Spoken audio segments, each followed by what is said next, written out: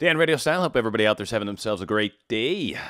After being single for a while, for those of you that maybe have been single for a period of time, just some things, some good points, some good pointers that are good to keep in mind. Things that your life are going to change. Like we've been talking about, or wanting or desiring a relationship, right? You're spending all this time manifesting one, creating that situation.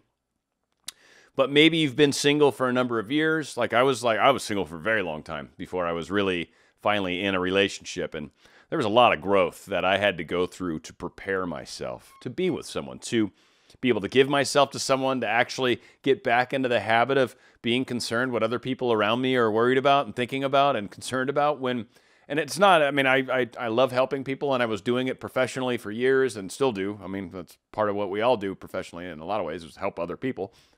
But through that process, kind of you forget sometimes that, you need to be a little more sensitive. You need to stop and listen when sometimes maybe you're like, you know what, I don't have time for this conversation. I don't have time for these discussions that want to be had, right? And so we've got to understand that things are going to change in our relationships. And one of the things that was probably toughest for me, right, from the get-go, from going from being single to now having a girlfriend, right, is the free time I used to have. And in my case, I'm very busy, right? I've got my main career that is, I love it, I enjoy it, and it does very well for me. It's a good thing, and it's continuing to move in a wonderful direction.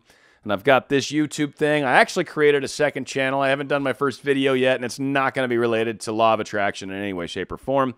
So I don't know, I might share it someday, but I doubt it.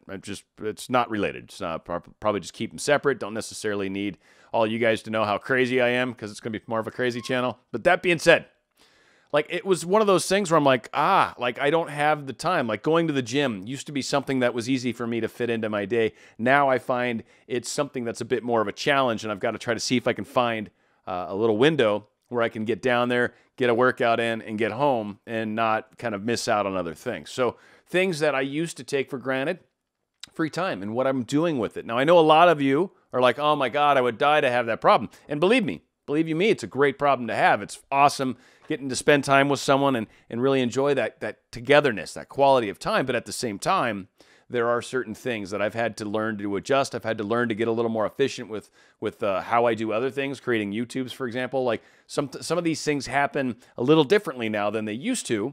And I'm getting a little better at kind of getting into these newer habits and patterns. And the fact that I travel as much as I do, I've got to be able to balance all this. So some of these things take a little practice, and when you add the extra time of being in a relationship, you still need to make sure you're putting that time aside for yourself to improve upon yourself, like the gym or meditating or a lot of these things that you still want to think ahead. You still want to manifest further. Even once you get your specific person and you start hanging out, you still want to continue to use these techniques to kind of get you to the next step.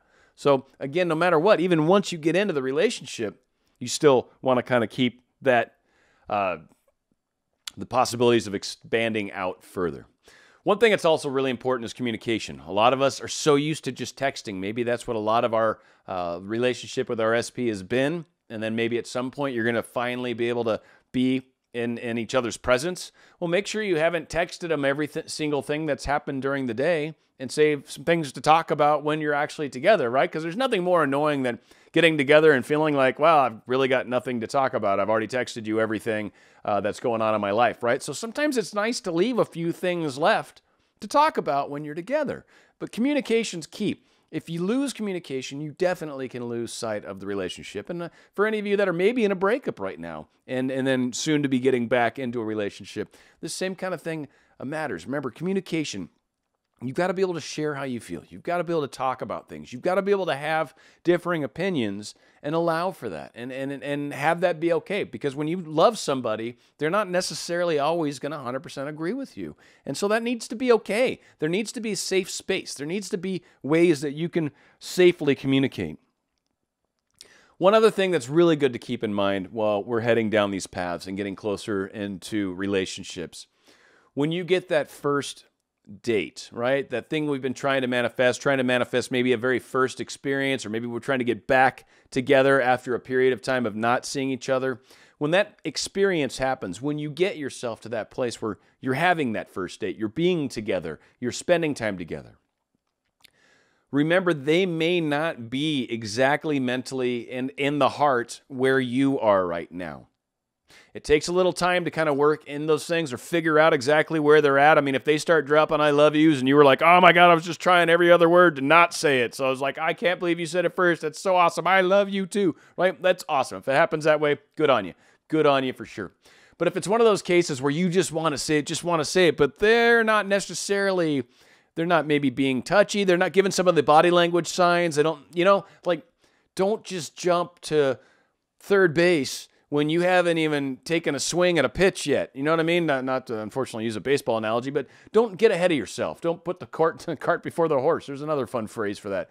Make sure you allow the relationship a chance to blossom. Maybe you've played it up in your mind. Maybe you've got you guys, already married. You've got your first 3 kids played out and all that. Probably don't want to say that on the first date. Now, maybe they know, and that's cool if they do. But if not, pump the brakes a little. Allow it to be cool, be fun conversation, enjoy each other's company, enjoy the experience of being together, and look forward to doing it again. It's not going to be the only time you go out, right? It's the first of many. So try to enjoy that experience rather than feeling like it's got to be something else or it's got to reach this level or I manifested that you'd say I love you on our first date and you didn't, but we had our first date and it was really awesome, but you didn't say I love you. It's like, well, then relax on the I love you thing. Maybe it was just a bit too extreme. Maybe he's not quite ready for that. So you got your first date. You'll get the I love you when it's time to get the I love you. Just, just simmer it down a little bit. That's all. All right. And I think finally, one of the things that's really important when we're kind of getting into this situation, when we're starting to date someone, when we're starting to spend time, especially after being single for a period of time, allow the tide, if you will, to raise you. Allow that raise in your awareness, in your time together. Allow that increase to kind of float your boat up and get you moving. And what I mean by that is don't force it. Don't have expectations of how it should behave. It's a relationship. It's going to behave as it behaves. It's going to grow and expand as it does. Don't think that law of attraction, you're supposed to control the entire flow of a relationship. A relationship is about 2 people growing together. And it's very hard to try to manage someone else's growth, and you're likely going to get yourself in a whole slew of issues if you're not really worried about improving myself and making myself better and being a better person and trying to be a better relationship and a better spouse and a better whoever. Trying to work on those aspects and trying to get better at those things is going to help us get to this healthy relationship and get there and spending the time and just enjoying the company, enjoying that process. Because that's, I think, one of the things that a lot of us forget sometimes. We're so fixated on a thing, they have to say I love you, they have to kiss me, they have to do, right? We're so fixated on a thing happening that we forget that this is a process. It's a process to get to that first date. It's a process to start building a relationship. A lot of us want it now. I want it now, want it now, want it now. Well, okay, once you got it now, what are you trying to get yourself all the way to the wedding without experiencing the butterflies and the honeymoon phase, as they call it? I mean, it's like a lot of people that have had kids, right? And you have your kids born, and what? You want to just snap your fingers and immediately have them be 18, or do you want to experience their first words, their first walking, their first karate tournament, their first right? All of those things are so fun to experience, and experiencing that life with them. Do you just snap your fingers and say, no, I just want to get them straight to they're out of the house, right? No, you're bypassing all the point of the whole reason to have the experience with the children. And it's the same with a relationship. It's not about getting to a certain plateau and staying there. It's about constantly growing well past the plateau. You shouldn't ever really plateau, because if you do, it's kind of a stagnation. And really, it's all about continuing to grow. So hopefully you allow the swell to kind of pick you up and take you off with it, and it really will kind of help you, I think, glide into this this relationship experience a little better. And like I said, try to remember to keep tabs on your own personal space and making sure you're still doing things for you. That's super important for your well-being, and your well-being actually helps affect the well-being of the relationship. By you being a whole person, it helps keep that relationship in a balanced state. It helps you do your part at the very least. Hopefully it makes a difference.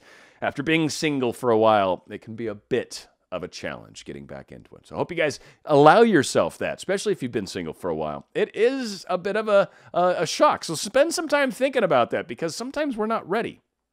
And that not being ready can actually be holding you back from it as well. So look at, like, if I was doing it right now, how am I going to shuffle my schedule a little bit to be able to still take care of me? And you got to make sure that you're still kind of doing that, because you got to love yourself, and that shouldn't stop even when you're in relationships. A lot of people get married and then all of a sudden let themselves go to crud, right? Like, stop trying. Well, I don't have to try anymore. I'm married. And it's like, yeah, but your other half loved the way you were when you were healthier. Now you're 300 pounds heavier, and we're all wondering what happened, right? So again, there's a place where maybe we got to learn to balance all these things out. It's part of the fun of it. Anyway, Dan RadioStyle. If you like what I'm doing, please subscribe. Click the ugly mug of me at the end, at the bottom right, and then you can put the little bell icons, and that'll let you know whenever I put out new videos. And if you want to help my channel, some of the best things you guys can do is like, comment, and share my videos. Share them with your friends. Share them on Facebook. Share them wherever you'd like.